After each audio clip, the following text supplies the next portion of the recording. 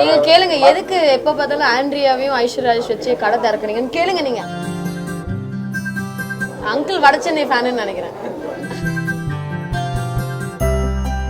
நீங்க தான் இனிமே அங்கிள் ஏதாவது கேளுங்க. நீங்க கேளுங்க எதுக்கு எப்ப பார்த்தாலும் ஆண்ட்ரியாவையும் ஐஸ்வர்யா ராஜேஷ் வச்சு கடை திறக்கிறீங்கன்னு கேளுங்க. நீங்க நானே கேள்வி கேட்கிறேன்ல. ஒரு கைராசின்னு ஒண்ணு இருக்கு. முதல் முறையா ஐஸ்வர்யா ராஜேஷ் கூட்டும் போது நான் அந்த ஃபீலிங் எனக்கு இல்லை. அந்த ஃபர்ஸ்ட் ஓப்பனிங் முடிஞ்ச உடனே எனக்கே ஒரு ஃபீல், ஒரு கைராசி ரொம்ப நல்லா இருக்கு.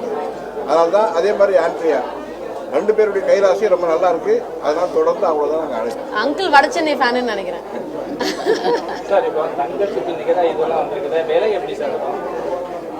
அதாவது வெள்ளியுடைய விலை பிளஸ் அந்த கூலி, அவ்வளவுதான், வேற ஒன்றும் கிடையாது. பாருங்க, தங்கம் விலை தொடர்ந்து ஏறிட்டு வருது. அப்ப இது மாதிரியான ஒரு சூழ்நிலையில மக்கள் வாங்கக்கூடிய நிலைமையில் விலையில் எல்லாருக்குமே நிறைய நகை போடணும்னு ஆசை இருக்கும்.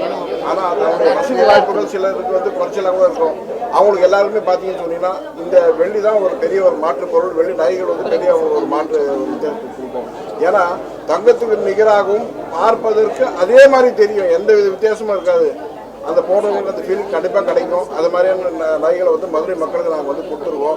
நிச்சயமாக இது எல்லோரும் பயன்படுத்திக் கொள்ளுவோம். ஆமாம், எல்லாமே பார்த்தீங்கன்னா பாரம்பரிய நகைகள், டெம்பிள் ஜுவல்லரி பார்த்தீங்கன்னா ஃபுல்லாக இருக்குது. நிறைய பாரம்பரிய நகைகள் தான், ஃபேன்சி நகைகள் ரொம்ப கம்மி.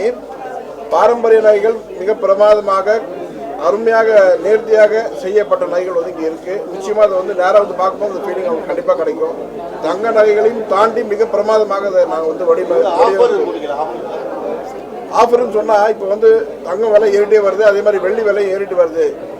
இந்த மாதிரி நேரத்தில் இது இந்த நேரத்தில் வாங்குறதே ஒரு பெரிய ஆஃபர். இன்னும் அடுத்த ஓரிரு மாதங்களை பார்த்தீங்கன்னா தங்கம் ஒரு புதிய உச்சம், அதே மாதிரி பார்த்தீங்கன்னா வெள்ளியும் ஒரு புதிய உச்சம் நோக்கி வந்து போகும். அதனால் நிச்சயமாக இந்த நேரத்தில் அது வாங்குறது ரொம்ப ரொம்பவே நல்லது.